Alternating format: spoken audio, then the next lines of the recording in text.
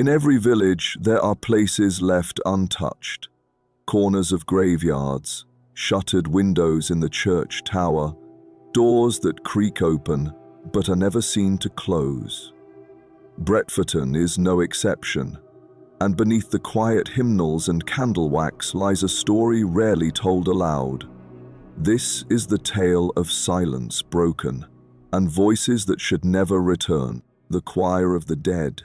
It started with a note, a single tone, low and drawn, that came floating down from the tower of St. Leonard's Church just after evensong. There was no one in the bell loft, no winds to move the ropes. Yet still, the sound had rung out, drifting across the village like the hum of a bowed string. Mr. Elbury was the first to hear it. He was a retired organist now in his 70s, with stiff fingers and poor sleep. He lived alone in the shadow of the church and had once played its keys in better times. His hearing was not what it used to be, but this sound cut through the walls like a tuning fork to the soul. He stood at his window, slippers pressed into the carpet, and listened as the note rose again, this time layered. First a baritone, then a second voice, faint and high, then a third, a harmony. The next morning the vicar dismissed it. Acoustics, he said, birdsong, a trick of the trees. But Elbury shook his head. It was a choir, he said, a trained one. That evening it returned, just after the last light bled from the sky, faint voices rising from the tower, echoing without source, harmonies that didn't belong to any living choir in Bretforton. No words, just tone, perfect ancient tone. By the third day others heard it too. Mrs. Partridge, who arranged the altar flowers, said she paused in the nave and swore she heard plain chants, like a mass, she whispered, but in Latin. I didn't recognize. A postman claimed he saw candlelight through the stained glass windows after midnight. Two schoolboys, dares in hand, swore they saw movement in the choir stalls, long robes, bowed heads.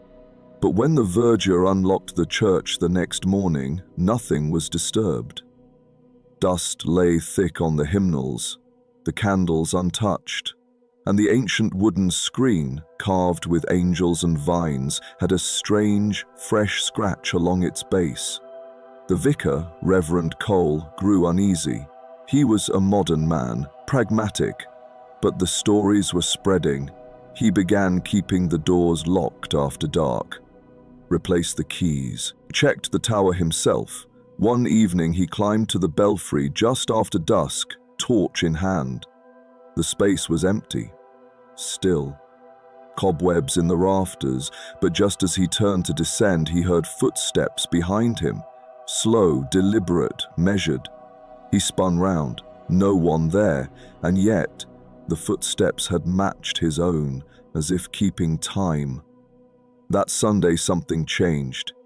Evensong began as usual, a handful of villagers in the pews, the smell of damp stone and candle wax rising through the air. But as the organ swelled and the choir sang the first verse, a second harmony rose behind them, fainter, distant, but unmistakably real.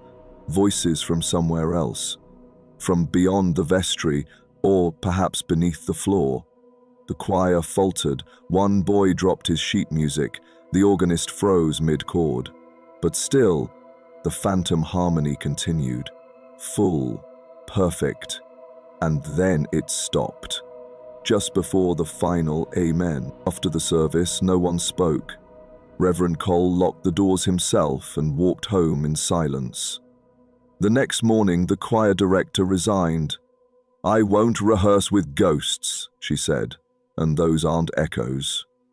Mr. Elbury returned to the church that afternoon. He took the side entrance, the old door with the iron hinge, and walked to the choir stalls. The same seats he'd known as a boy, now warped with time. He sat and he listened. At first, nothing. But then, from deep within the stone, came a murmur. Not quite a voice, more a breath, a hush that gathered like smoke behind the altar. He turned toward it and saw movement behind the chancel's screen.